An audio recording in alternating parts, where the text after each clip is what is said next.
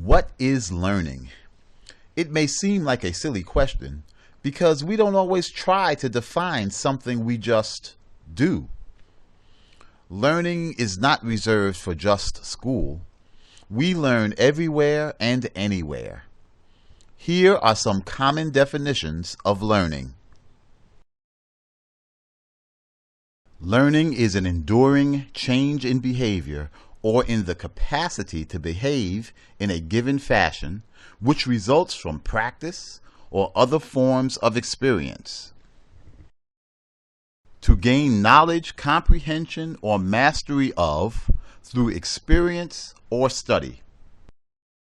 Learning is a process in which the learner attends to surrounding circumstances and is changed by the exposure to them.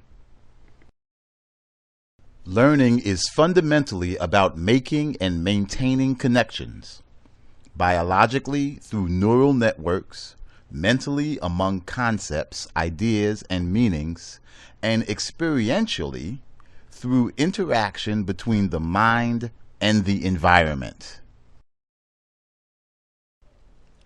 Each of these definitions suggests we have to do something to learn.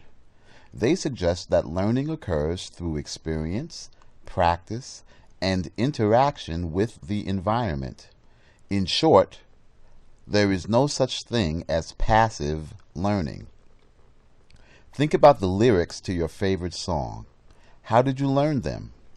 Did you interact with them by playing them over and over again on your digital player? Did you try to sing or recite the lyrics every time you heard it on the radio, even if you didn't know every word? Did you find yourself singing the song to yourself even when it was not playing?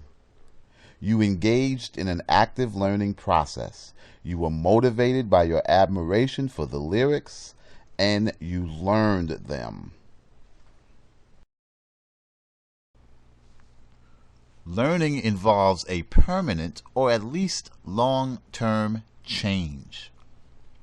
Think about that song you really liked and learned back in the day.